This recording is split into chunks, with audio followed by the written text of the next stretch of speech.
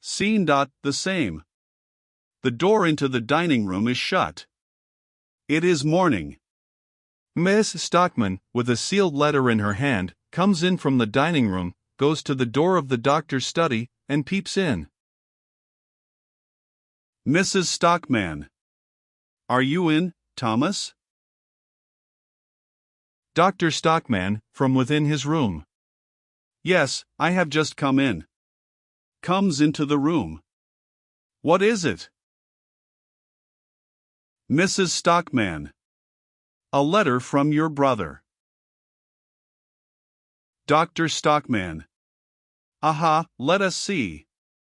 Opens the letter and reads. I return here with the manuscript you sent me, reads on in a low murmur, Mrs. Stockmann. What does he say? Dr. Stockmann, putting the papers in his pocket. Oh, he only writes that he will come up here himself about midday. Mrs. Stockmann. Well, try and remember to be at home this time. Dr. Stockmann. That will be all right, I have got through all my morning visits. Mrs. Stockmann. I am extremely curious to know how he takes it. Dr. Stockmann. You will see he won't like its having been I, and not he, that made the discovery. Mrs. Stockmann. Aren't you a little nervous about that? Dr. Stockmann. Oh, he really will be pleased enough, you know. But, at the same time, Peter is so confoundedly afraid of anyone's doing any service to the town except himself. Mrs. Stockmann. I will tell you what, Thomas, you should be good-natured, and share the credit of this with him. Couldn't you make out that it was he who set you on the scent of this discovery? Dr. Stockmann. I am quite willing. If only I can get the thing set right. Morton Kyle puts his head in through the door leading from the hall, looks around in an inquiring manner, and chuckles. Morton Keel, slyly. Is it true? Mrs. Stockmann, going to the door. Father, is it you? Dr. Stockmann. Ah, Mr. Keel, good morning, good morning. Mrs. Stockmann. But come along in. Morton Keel. If it is true, I will, if not, I am off. Dr. Stockmann. If what is true? Morton Keel. This tale about the water supply, is it true? Dr. Stockmann. Certainly it is true, but how did you come to hear it? Morton Keel, coming in. Petra ran in on her way to the school. Dr. Stockmann. Did she? Morton Keel. Yes, and she declares that I thought she was only making a fool of me, but it isn't like Petra to do that. Dr. Stockmann. Of course not. How could you imagine such a thing? Morton Keel. Oh well, it is better never to trust anybody. You may find you have been made a fool of before you know where you are. But it is really true, all the same? Dr. Stockmann. You can depend upon it that it is true. Won't you sit down? Settles him on the couch. Isn't it a real bit of luck for the town? Morton Keel, suppressing his laughter. A bit of luck for the town? Dr. Stockmann.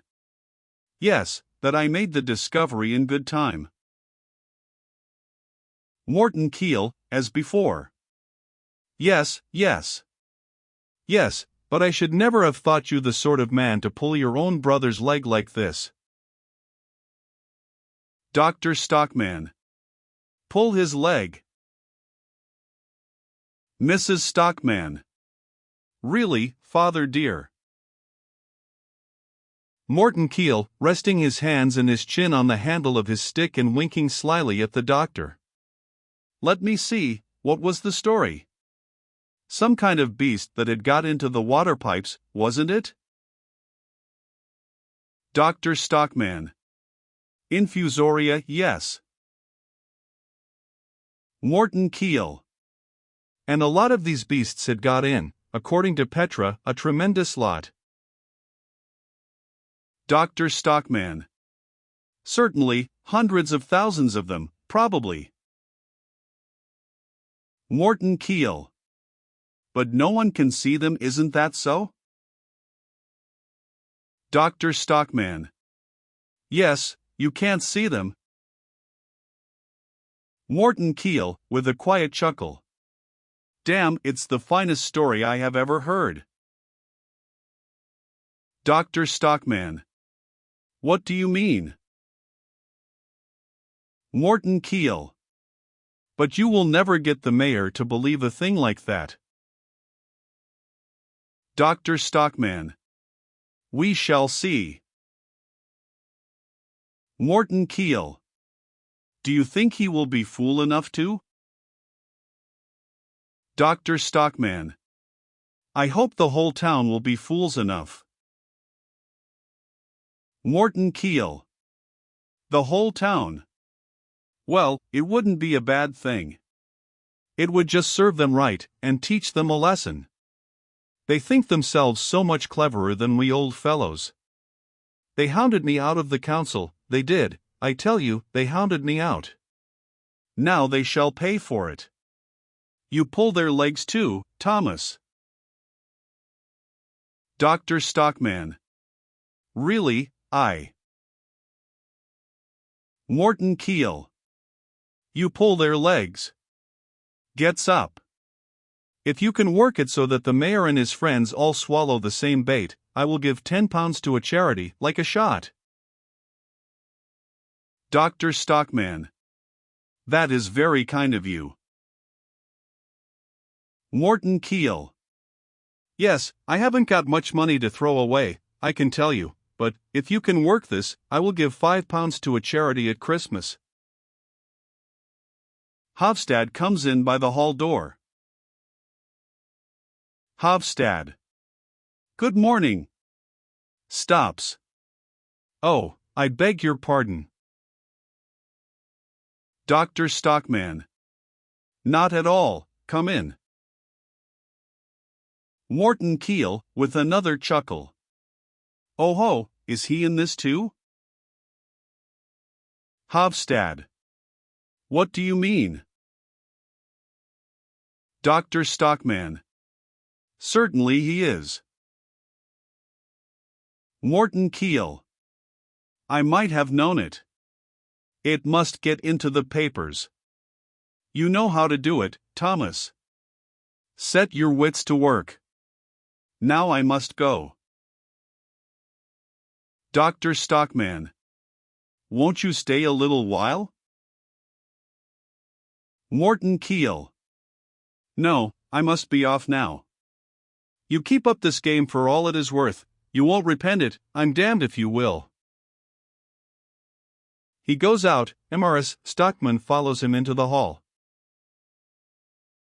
Dr. Stockmann, laughing. Just imagine, the old chap doesn't believe a word of all this about the water supply. Hofstad. Oh, that was it, then? Dr. Stockmann. Yes, that was what we were talking about. Perhaps it is the same thing that brings you here? Hofstad. Yes, it is. Can you spare me a few minutes, Doctor? Dr. Stockmann. As long as you like, my dear fellow. Hofstad. Have you heard from the mayor yet? Dr. Stockmann. Not yet. He is coming here later. Hofstad. I have given the matter a great deal of thought since last night. Dr. Stockmann. Well. Hofstad. From your point of view, as a doctor and a man of science, this affair of the water supply is an isolated matter. I mean, you do not realize that it involves a great many other things. Dr. Stockmann. How do you mean, let us sit down, my dear fellow? No, sit here on the couch. Hofstad sits down on the couch, Dr. Stockmann on a chair on the other side of the table. Now then. You mean that? Hofstad. You said yesterday that the pollution of the water was due to impurities in the soil. Dr. Stockmann. Yes, unquestionably it is due to that poisonous morass up at Molidl. Hofstad. Begging your pardon, doctor, I fancy it is due to quite another morass altogether. Dr. Stockmann. What morass? Hofstad. The morass that the whole life of our town is built on and is rotting in. Dr. Stockmann. What the deuce are you driving at, Hofstad? Hofstad. The whole of the town's interests have, little by little, got into the hands of a pack of officials. Dr. Stockmann. Oh, come, they are not all officials. Hofstad. No, but those that are not officials are at any rate the officials' friends and adherents. It is the wealthy folk, the old families in the town, that have got us entirely in their hands. Dr. Stockmann. Yes, but after all they are men of ability and knowledge. Hofstad. Did they show any ability or knowledge when they laid the conduit pipes where they are now? Dr. Stockmann. No, of course that was a great piece of stupidity on their part. But that is going to be set right now. Hofstad. Do you think that will be all such plain sailing? Dr. Stockmann. Plain sailing or no, it has got to be done, anyway. Hofstad. Yes, provided the press takes up the question. Dr. Stockmann. I don't think that will be necessary, my dear fellow, I am certain my brother. Hofstad. Excuse me, doctor, I feel bound to tell you I am inclined to take the matter up. Dr. Stockmann.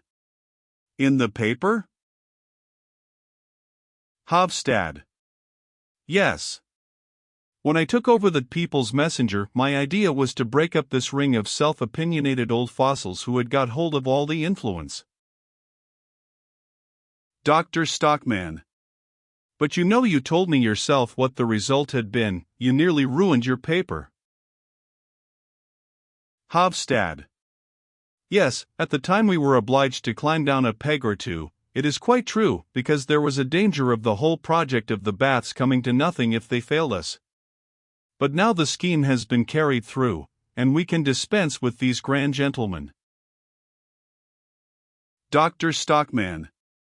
Dispense with them, yes, but we owe them a great debt of gratitude. Hofstad. That shall be recognized ungrudgingly, but a journalist of my democratic tendencies cannot let such an opportunity as this slip. The bubble of official infallibility must be pricked. This superstition must be destroyed, like any other. Dr. Stockmann. I am wholeheartedly with you in that, Mr. Hofstad. If it is a superstition, away with it. Hofstad. I should be very reluctant to bring the mayor into it, because he is your brother. But I am sure you will agree with me that truth should be the first consideration.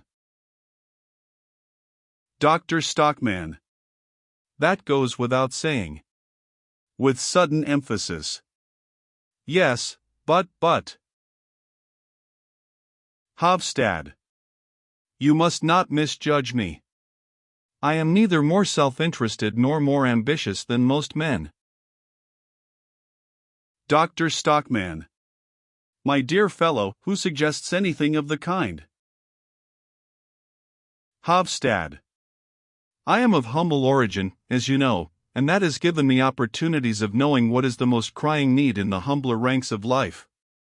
It is that they should be allowed some part in the direction of public affairs, Doctor. That is what will develop their faculties and intelligence and self-respect. Dr. Stockmann.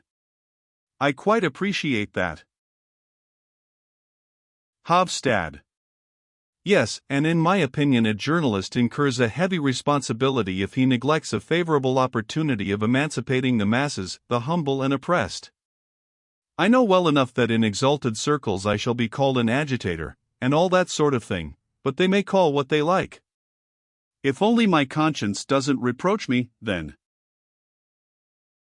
Dr. Stockmann. Quite right. Quite right, Mr. Hofstad. But all the same, devil take it. A knock is heard at the door. Come in. A Saxon appears at the door.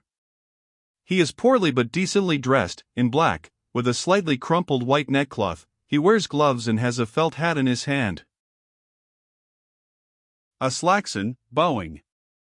Excuse my taking the liberty, Doctor. Dr. Stockmann, getting up. Ah, it is you, a Saxon. A Saxon. Yes, Doctor.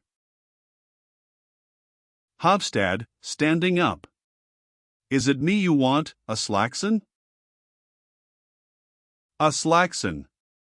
No, I didn't know I should find you here. No, it was the doctor I. Dr. Stockmann. I am quite at your service. What is it? A Saxon. Is what I heard from Mr. Billing true, sir, that you mean to improve our water supply?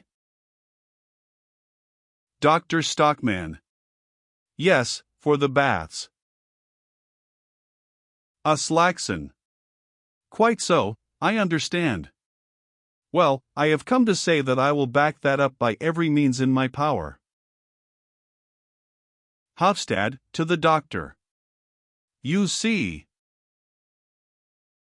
Dr. Stockmann. I shall be very grateful to you, but. A Saxon. Because it may be no bad thing to have a small tradesman at your back. We form, as it were, a compact majority in the town if we choose. And it is always a good thing to have the majority with you, Doctor. Dr. Stockmann. That is undeniably true, but I confess I don't see why such unusual precautions should be necessary in this case. It seems to me that such a plain, straightforward thing. A Saxon. Oh, it may be very desirable, all the same. I know our local authorities so well, officials are not generally very ready to act on proposals that come from other people. That is why I think it would not be at all amiss if we made a little demonstration. Hofstad. That's right. Dr. Stockmann. Demonstration, did you say? What on earth are you going to make a demonstration about? A Saxon. We shall proceed with the greatest moderation, Doctor. Moderation is always my aim. It is the greatest virtue in a citizen, at least, I think so. Dr. Stockmann. It is well known to be a characteristic of yours, Mr. Saxon. A Saxon. Yes, I think I may pride myself on that. And this matter of the water supply is of the greatest importance to us small tradesmen. The baths promise to be a regular goldmine for the town. We shall all make our living out of them, especially those of us who are householders. That is why we will back up the project as strongly as possible.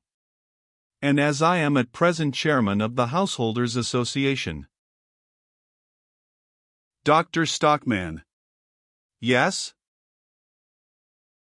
A Saxon. And, What is more, local secretary of the Temperance Society, you know, sir, I suppose, that I am a worker in the temperance cause? Dr. Stockmann. Of course, of course. Aslaxon. Well, you can understand that I come into contact with a great many people. And as I have the reputation of a temperate and law-abiding citizen like yourself, Doctor, I have a certain influence in the town, a little bit of power, if I may be allowed to say so. Dr. Stockmann. I know that quite well, Mr. Aslaxon. Aslaxon. So you see it would be an easy matter for me to set on foot some testimonial, if necessary.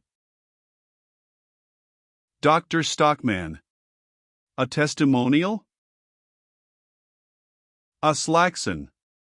Yes, some kind of an address of thanks from the townsmen for your share in a matter of such importance to the community.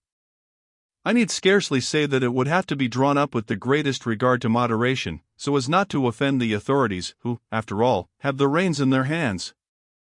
If we pay strict attention to that, no one can take it amiss, I should think. Hofstad. Well, and even supposing they didn't like it. Aslaxon. No, there must be no discourtesy to the authorities, Mr. Hofstad. It is no use falling foul of those upon whom our welfare so closely depends. I have done that in my time, and no good ever comes of it. But no one can take exception to a reasonable and frank expression of a citizen's views. Dr. Stockmann, shaking him by the hand. I can't tell you, dear Mr. Aslaxon, how extremely pleased I am to find such hearty support among my fellow citizens. I am delighted. Now, you will take a small glass of sherry, eh? Aslaxon. No, thank you, I never drink alcohol of that kind. Dr. Stockmann. Well, what do you say to a glass of beer, then? Aslaxon. Nor that either, thank you, doctor. I never drink anything as early as this. I am going into town now to talk this over with one or two householders, and prepare the ground. Dr. Stockmann. It is tremendously kind of you, Mr. Aslaxon, but I really cannot understand the necessity for all these precautions. It seems to me that the thing should go of itself. Aslaxon. The authorities are somewhat slow to move, Doctor. Far be it from me to seem to blame them. Hofstad. We are going to stir them up in the paper tomorrow, Aslaxon. Aslaxon.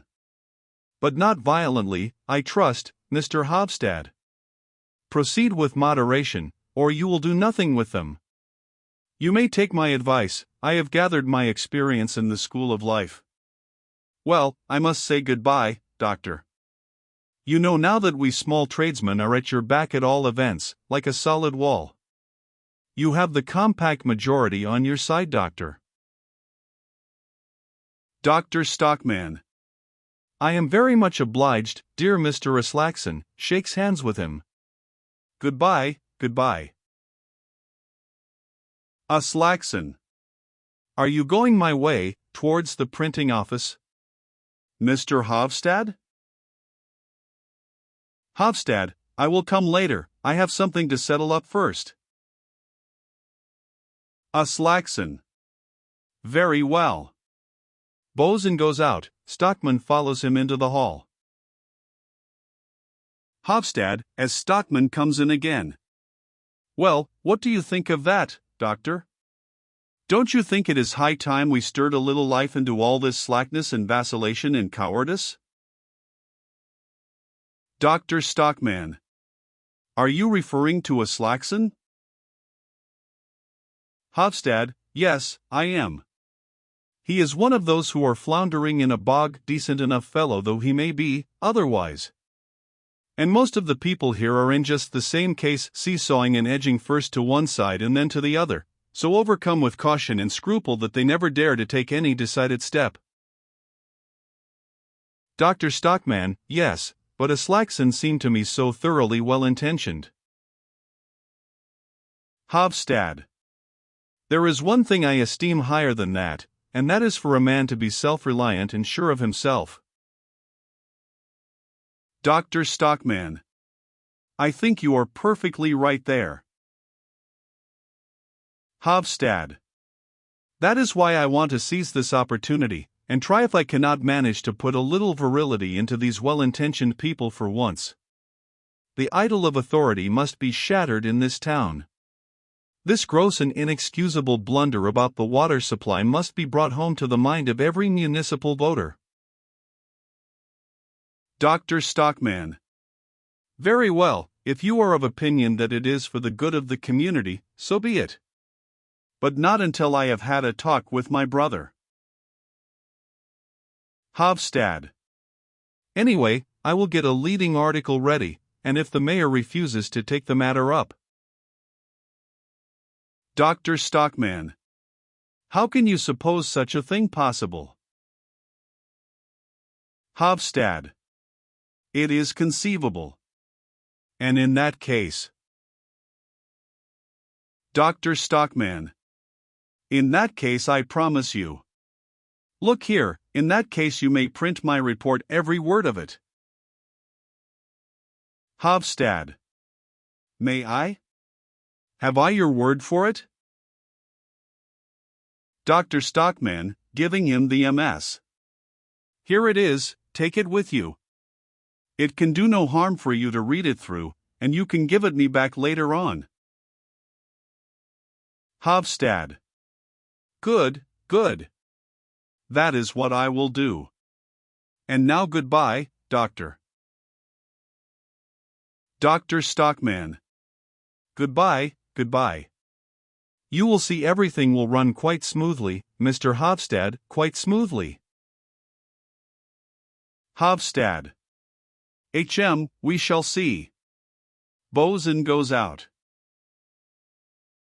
Dr. Stockmann opens the dining room door and looks in. Catherine. Oh, you are back, Petra? Petra, coming in. Yes, I have just come from the school. Mrs. Stockmann, coming in. Has he not been here yet? Dr. Stockmann.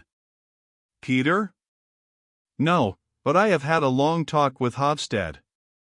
He is quite excited about my discovery. I find it has a much wider bearing than I at first imagined. And he has put his paper at my disposal if necessity should arise. Mrs. Stockmann. Do you think it will? Dr. Stockmann. Not for a moment. But at all events it makes me feel proud to know that I have the liberal-minded independent press on my side. Yes, and just imagine, I have had a visit from the chairman of the Householders Association.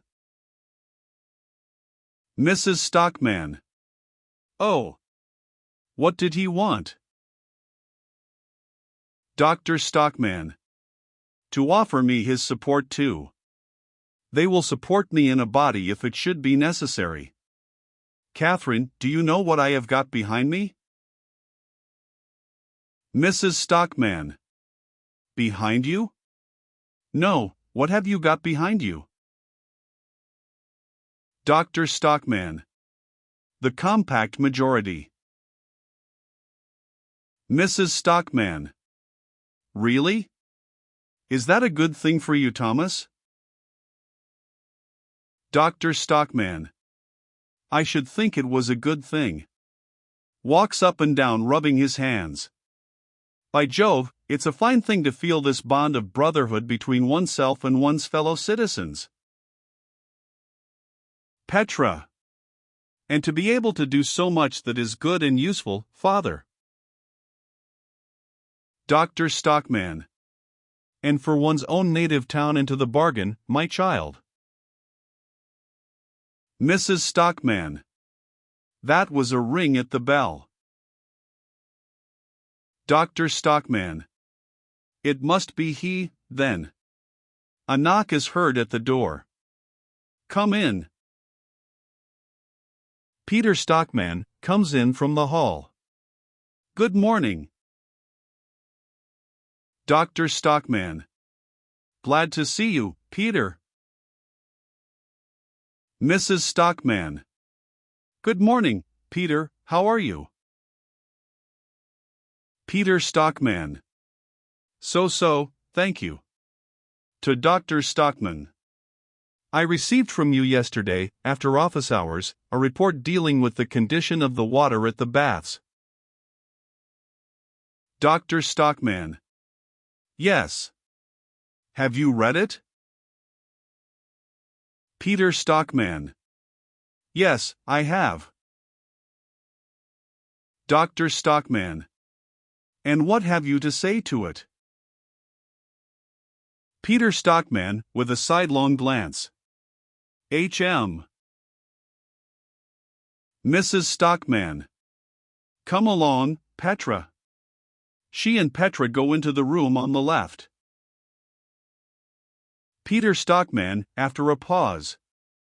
Was it necessary to make all these investigations behind my back? Dr. Stockmann.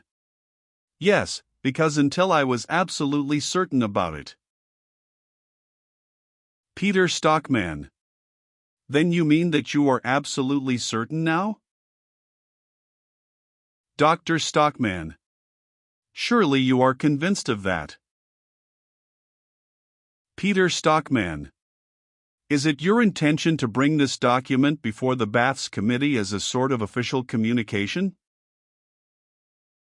Dr. Stockmann. Certainly. Something must be done in the matter, and that quickly. Peter Stockmann. As usual, you employ violent expressions in your report. You say, amongst other things, that what we offer visitors in our baths is a permanent supply of poison. Dr. Stockmann. Well, can you describe it any other way, Peter? Just think water that is poisonous, whether you drink it or bathe in it. And this we offer to the poor sick folk who come to us trustfully and pay us at an exorbitant rate to be made well again. Peter Stockmann. And your reasoning leads you to this conclusion, that we must build a sewer to draw off the alleged impurities from Melittle and must relay the water conduits. Dr. Stockmann. Yes. Do you see any other way out of it? I don't. Peter Stockmann. I made a pretext this morning to go and see the town engineer, and, as if only half seriously, broached the subject of these proposals as a thing we might perhaps have to take under consideration some time later on. Dr. Stockmann. Some time later on. Peter Stockmann. He smiled at what he considered to be my extravagance, naturally. Have you taken the trouble to consider what your proposed alterations would cost? According to the information I obtained, the expenses would probably mount up to £15,000 or £20,000. Dr. Stockmann. Would it cost so much? Peter Stockmann. Yes, and the worst part of it would be that the work would take at least 2 years. Dr. Stockmann. 2 years? 2 whole years? Peter Stockmann. At least. And what are we to do with the baths in the meantime? Close them? Indeed, we should be obliged to. And do you suppose anyone would come near the place after it had got out that the water was dangerous? Dr. Stockmann. Yes, but, Peter, that is what it is. Peter Stockmann. And all this at this juncture, just as the baths are beginning to be known. There are other towns in the neighborhood with qualifications to attract visitors for bathing purposes. Don't you suppose they would immediately strain every nerve to divert the entire stream of strangers to themselves? Unquestionably they would, and then where should we be? We should probably have to abandon the whole thing, which has cost us so much money, and then you would have ruined your native town. Dr. Stockmann. I should have ruined. Peter Stockmann. It is simply and solely through the baths that the town has before it any future worth mentioning. You know that just as well as I. Dr. Stockmann. But what do you think ought to be done, then? Peter Stockmann. Your report has not convinced me that the condition of the water at the baths is as bad as you represent it to be. Dr. Stockmann. I tell you it is even worse, or at all events it will be in summer, when the warm weather comes. Peter Stockmann. As I said, I believe you exaggerate the matter considerably. A capable physician ought to know what measures to take. He ought to be capable of preventing injurious influences or of remedying them if they become obviously persistent. Dr. Stockmann. Well, what more? Peter Stockmann. The water supply for the baths is now an established fact, and in consequence must be treated as such. But probably the committee, at its discretion, will not be disinclined to consider the question of how far it might be possible to introduce certain improvements consistently with a reasonable expenditure. Dr. Stockmann. And do you suppose that I will have anything to do with such a piece of trickery as that? Peter Stockmann. Trickery. Dr. Stockmann. Yes, it would be a trick, a fraud, a lie, a downright crime towards the public, towards the whole community. Peter Stockmann. I have not, as I remarked before, been able to convince myself that there is actually any imminent danger. Dr. Stockmann. You have. It is impossible that you should not be convinced. I know I have represented the facts absolutely truthfully and fairly. And you know it very well, Peter, only you won't acknowledge it. It was owing to your action that both the baths and the water conduits were built where they are, and that is what you won't acknowledge, the damnable blunder of yours. Pooh, do you suppose I don't see through you? Peter Stockmann. And even if that were true? If I perhaps guard my reputation somewhat anxiously, it is in the interests of the town. Without moral authority I am powerless to direct public affairs as seems, to my judgment, to be best for the common good. And on that account, and for various other reasons too, it appears to me to be a matter of importance that your report should not be delivered to the committee. In the interests of the public, you must withhold it. Then, later on, I will raise the question and we will do our best, privately, but nothing of this unfortunate affair, not a single word of it, must come to the ears of the public. Dr. Stockmann. I am afraid you will not be able to prevent that now, my dear Peter. Peter Stockmann. It must and shall be prevented. Dr. Stockmann. It is no use, I tell you. There are too many people that know about it. Peter Stockmann. That know about it? Who? Surely you don't mean those fellows on the People's Messenger? Dr. Stockmann. Yes, they know. The liberal-minded independent press is going to see that you do your duty. Peter Stockmann, after a short pause. You are an extraordinarily independent man, Thomas. Have you given no thought to the consequences this may have for yourself? Dr. Stockmann. Consequences, for me? Peter Stockmann. For you and yours, yes. Dr. Stockmann. What the deuce do you mean? Peter Stockmann. I believe I have always behaved in a brotherly way to you. Haven't I always been ready to oblige or to help you? Dr. Stockmann. Yes, you have, and I am grateful to you for it. Peter Stockmann. There is no need. Indeed, to some extent I was forced to do so, for my own sake. I always hoped that, if I helped to improve your financial position, I should be able to keep some check on you. Dr. Stockmann. What? Then it was only for your own sake. Peter Stockmann. Up to a certain point, yes. It is painful for a man in an official position to have his nearest relative compromising himself time after time. Dr. Stockmann. And do you consider that I do that? Peter Stockmann. Yes, unfortunately, you do, without even being aware of it. You have a restless, pugnacious, rebellious disposition. And then there is that disastrous propensity of yours to want to write about every sort of possible and impossible thing. The moment an idea comes into your head, you must needs go and write a newspaper article or a whole pamphlet about it. Dr. Stockmann. Well, but is it not the duty of a citizen to let the public share in any new ideas he may have? Peter Stockmann. Oh, the public doesn't require any new ideas.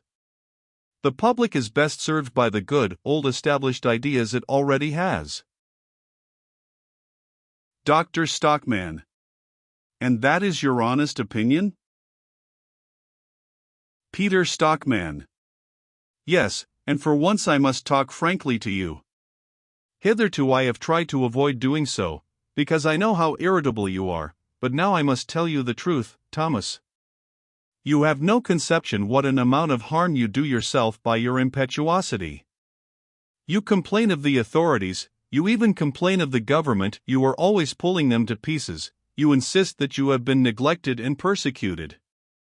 But what else can such a cantankerous man as you expect? Dr. Stockmann. What next? Cantankerous, am I? Peter Stockmann. Yes, Thomas, you are an extremely cantankerous man to work with, I know that to my cost. You disregard everything that you ought to have consideration for. You seem completely to forget that it is me you have to thank for your appointment here as medical officer to the baths. Dr. Stockmann. I was entitled to it as a matter of course, I and nobody else. I was the first person to see that the town could be made into a flourishing watering place, and I was the only one who saw it at that time. I had to fight single-handed in support of the idea for many years, and I wrote and wrote. Peter Stockmann. Undoubtedly. But things were not ripe for the scheme then, though, of course, you could not judge of that in your out-of-the-way corner up north. But as soon as the opportune moment came, I and the others took the matter into our hands. Dr. Stockmann. Yes, and made this mess of all my beautiful plan. It is pretty obvious now what clever fellows you were. Peter Stockmann. To my mind the whole thing only seems to mean that you are seeking another outlet for your combativeness. You want to pick a quarrel with your superiors, an old habit of yours. You cannot put up with any authority over you. You look askance at anyone who occupies a superior official position, you regard him as a personal enemy, and then any stick is good enough to beat him with. But now I have called your attention to the fact that the town's interests are at stake and, incidentally, my own too. And therefore, I must tell you, Thomas, that you will find me inexorable with regard to what I am about to require you to do. Dr. Stockmann. And what is that? Peter Stockmann. As you have been so indiscreet as to speak of this delicate matter to outsiders, despite the fact that you ought to have treated it as entirely official and confidential, it is obviously impossible to hush it up now. All sorts of rumors will get about directly, and everybody who has a grudge against us will take care to embellish these rumors. So it will be necessary for you to refute them publicly. Dr. Stockmann. How? I don't understand. Peter Stockmann. What we shall expect is that, after making further investigations, you will come to the conclusion that the matter is not by any means as dangerous or as critical as you imagined in the first instance. Dr. Stockmann. Oh, so that is what you expect. Peter Stockmann. And, what is more, we shall expect you to make public profession of your confidence in the committee and in their readiness to consider fully and conscientiously what steps may be necessary to remedy any possible defects. Dr. Stockmann. But you will never be able to do that by patching and tinkering at it, never. Take my word for it, Peter, I mean what I say, as deliberately and emphatically as possible. Peter Stockmann. As an officer under the committee, you have no right to any individual opinion. Dr. Stockmann, amazed. No right? Peter Stockmann. In your official capacity, no. As a private person, it is quite another matter. But as a subordinate member of the staff of the baths, you have no right to express any opinion which runs contrary to that of your superiors. Dr. Stockmann. This is too much. I, a doctor, a man of science, have no right to. Peter Stockmann. The matter in hand is not simply a scientific one. It is a complicated matter, and has its economic as well as its technical side. Dr. Stockmann. I don't care what it is. I intend to be free to express my opinion on any subject under the sun. Peter Stockmann. As you please, but not on any subject concerning the baths. That we forbid. Dr. Stockmann, shouting. You forbid. You. A pack of. Peter Stockmann. I forbid it, I, your chief, and if I forbid it, you have to obey. Dr. Stockmann, controlling himself. Peter, if you were not my brother. Petra, throwing open the door. Father, you shan't stand this. Mrs. Stockmann, coming in after her. Petra, Petra. Peter Stockmann. Oh, so you have been eavesdropping. Mrs. Stockmann. You were talking so loud, we couldn't help it. Petra. Yes, I was listening. Peter Stockmann. Well, after all, I am very glad. Dr. Stockmann, going up to him. You were saying something about forbidding and obeying? Peter Stockmann. You obliged me to take that tone with you. Dr. Stockmann. And so I am to give myself the lie, publicly? Peter Stockmann. We consider it absolutely necessary that you should make some such public statement as I have asked for. Dr. Stockmann. And if I do not obey? Peter Stockmann. Then we shall publish a statement ourselves to reassure the public. Dr. Stockmann.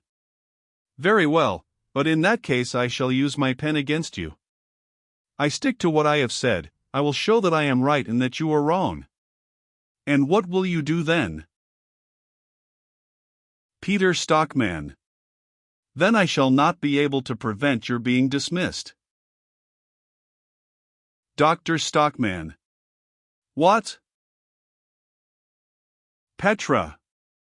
Father, dismissed. Mrs. Stockmann. Dismissed. Peter Stockmann. Dismissed from the staff of the baths.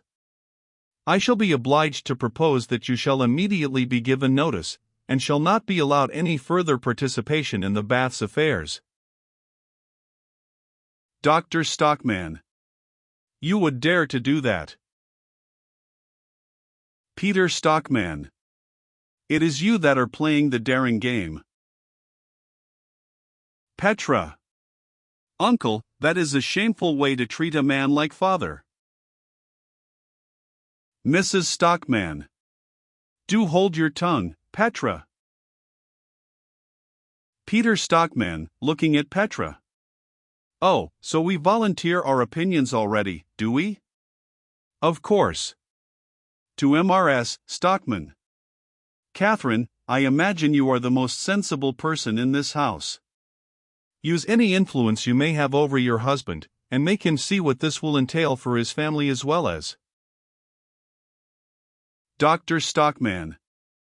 My family is my own concern and nobody else's. Peter Stockmann. For his own family, as I was saying, as well as for the town he lives in. Dr. Stockmann. It is I who have the real good of the town at heart. I want to lay bare the defects that sooner or later must come to the light of day. I will show whether I love my native town. Peter Stockmann. You, who in your blind obstinacy want to cut off the most important source of the town's welfare. Dr. Stockmann. The source is poisoned, man. Are you mad? We are making our living by retailing filth and corruption. The whole of our flourishing municipal life derives its sustenance from a lie. Peter Stockmann. All imagination, or something even worse. The man who can throw out such offensive insinuations about his native town must be an enemy to our community. Dr. Stockmann, going up to him. Do you dare to? Mrs. Stockmann, throwing herself between them. Thomas. Petra, catching her father by the arm. Don't lose your temper, father. Peter Stockmann. I will not expose myself to violence. Now you have had a warning, so reflect on what you owe to yourself and your family. Goodbye. Goes out. Dr. Stockmann, walking up and down. Am I to put up with such treatment as this? In my own house, Catherine. What do you think of that? Mrs. Stockmann. Indeed, it is both shameful and absurd, Thomas. Petra. If only I could give Uncle a piece of my mind. Dr. Stockmann. It is my own fault. I ought to have flown out at him long ago, shown my teeth, bitten. To hear him call me an enemy to our community. Me. I shall not take that lying down, upon my soul. Mrs. Stockmann. But, dear Thomas, your brother has power on his side.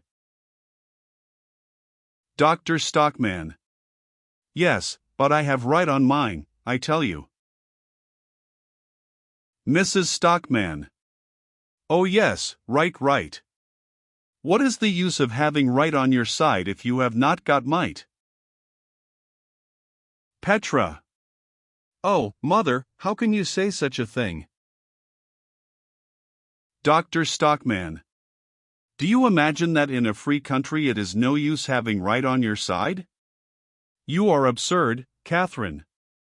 Besides, haven't I got the liberal-minded, independent press to lead the way, and the compact majority behind me? That is might enough, I should think. Mrs. Stockmann. But, good heavens, Thomas, you don't mean to? Dr. Stockmann. Don't mean to what? Mrs. Stockmann. To set yourself up in opposition to your brother. Dr. Stockmann. In God's name, what else do you suppose I should do but take my stand on right and truth? Petra. Yes, I was just going to say that. Mrs. Stockmann. But it won't do you any earthly good. If they won't do it, they won't. Dr. Stockmann. Oh, Catherine. Just give me time, and you will see how I will carry the war into their camp. Mrs. Stockmann. Yes, you carry the war into their camp, and you get your dismissal, that is what you will do. Dr. Stockmann. In any case, I shall have done my duty towards the public, towards the community, I, who am called its enemy. Mrs. Stockmann. But towards your family, Thomas? Towards your own home. Do you think that is doing your duty towards those you have to provide for? Petra. Ah, don't think always first of us, mother. Mrs. Stockmann. Oh, it is easy for you to talk, you are able to shift for yourself, if need be. But remember the boys, Thomas, and think a little of yourself too, and of me. Dr. Stockmann. I think you are out of your senses, Catherine. If I were to be such a miserable coward as to go on my knees to Peter and his damned crew, do you suppose I should ever know an hour's peace of mind all my life afterwards? Mrs. Stockmann. I don't know anything about that, but God preserve us from the peace of mind we shall have, all the same, if you go on defying him. You will find yourself again without the means of subsistence, with no income to count upon. I should think we had had enough of that in the old days. Remember that, Thomas, think what that means. Dr. Stockmann, collecting himself with a struggle and clenching his fists. And this is what this slavery can bring upon a free, honorable man. Isn't it horrible, Catherine? Mrs. Stockmann. Yes, it is sinful to treat you so, it is perfectly true. But, good heavens, one has to put up with so much injustice in this world. There are the boys, Thomas. Look at them. What is to become of them? Oh, no, you can never have the heart. Ijlif and Morton have come in, while she was speaking, with their school books in their hands. Dr. Stockmann. The boy's eye recovers himself suddenly. No, even if the whole world goes to pieces, I will never bow my neck to this yokel, goes towards his room. Mrs. Stockmann, following him. Thomas, what are you going to do? Dr. Stockmann, at his door. I mean to have the right to look my sons in the face when they are grown men. Goes into his room. Mrs. Stockmann, bursting into tears. God help us all. Petra. Father is splendid. He will not give in. The boys look on in amazement. Petra signs to them not to speak.